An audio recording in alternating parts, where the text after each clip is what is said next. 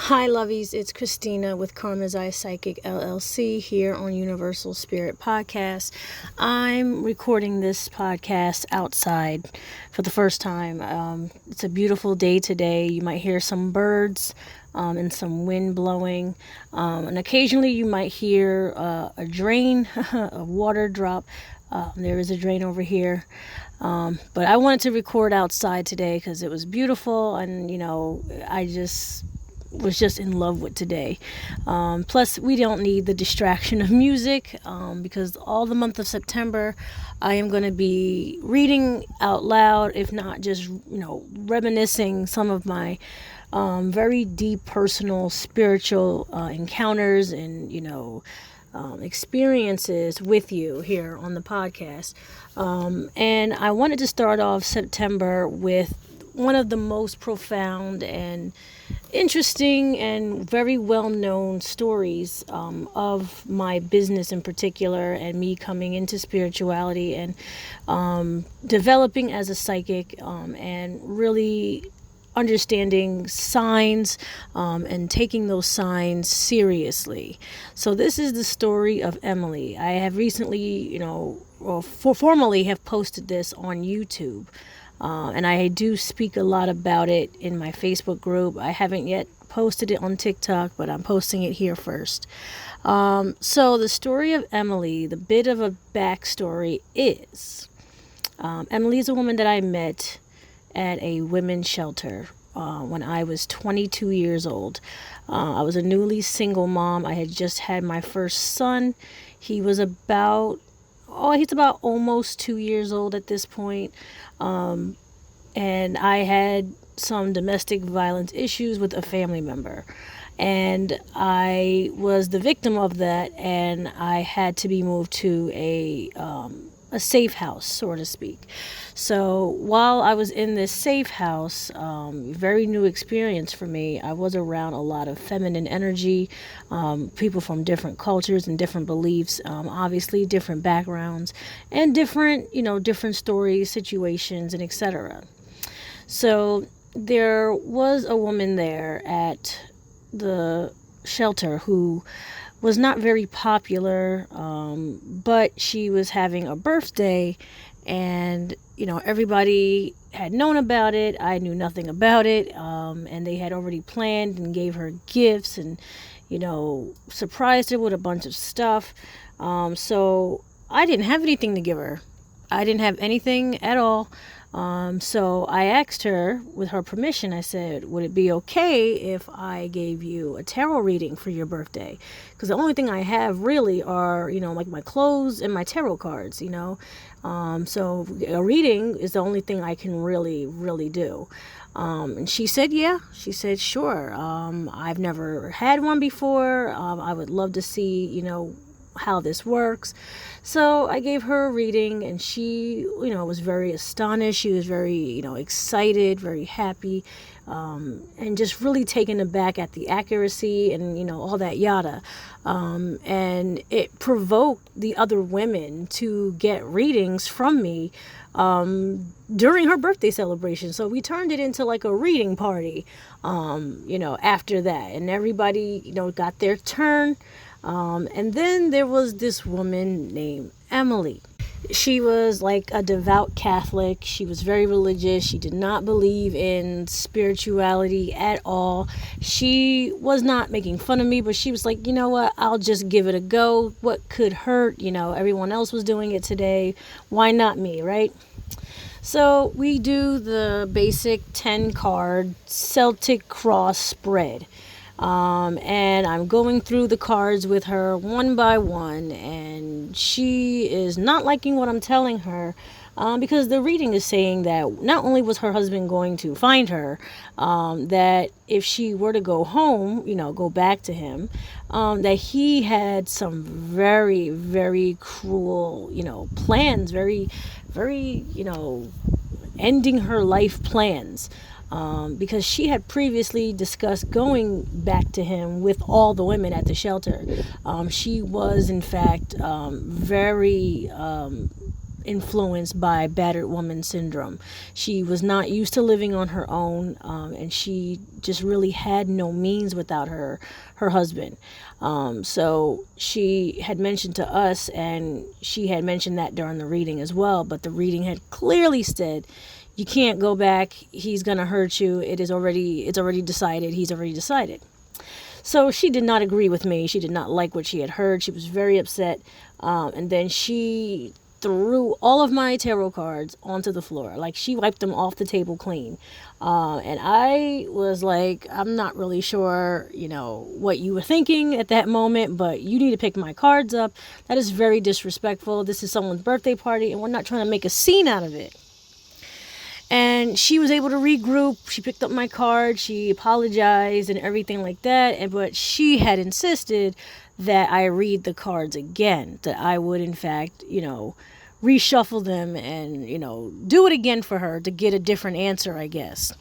So, as mathematical statistics would have it, which did not make any logical sense in any way whatsoever, after shuffling 78 very scattered cards, and putting the Celtic cross back onto the table for all of her cards to repeat themselves in the same exact order.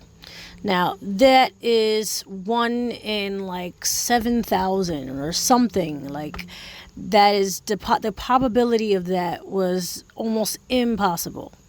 But I had 9 witnesses watch every single one of those cards reappear in the same exact order. It actually gave a lot of women a fright. They were actually, some of them were petrified. Some of them looked at me as if it was some kind of trick, or it was some kind of magic, or some kind of voodoo, or maybe that it had been rigged and I had placed them there intentionally to trick her, to really make it look like it was some type of a gag. But Emily in particular took it very seriously because she had been very upset with me, and I had told her this is how it works about your ancestors and spirit guides and everything, and she was very convinced.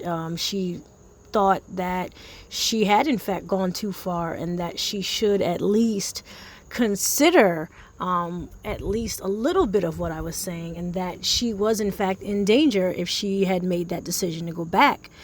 And that was a very pivotal moment in both our lives. I had always trusted my intuition. I'd always trusted the cards. I always trusted my ancestors. But in front of 9 people, in front of women and people who just had given up on hope, on basically everything, to witness such a supernatural occurrence. And people sometimes say, oh, it's not that big of a deal. It's just cards. Well, probability, math and spirituality are very, very closely linked together. And there is no reason whatsoever, no reasoning and no logic saying that those cards should have shown up back in the same place, after being shuffled, and given, the fact that there are 78 of them and there's only 10 being put on the table, for the same person, it's just not very probable.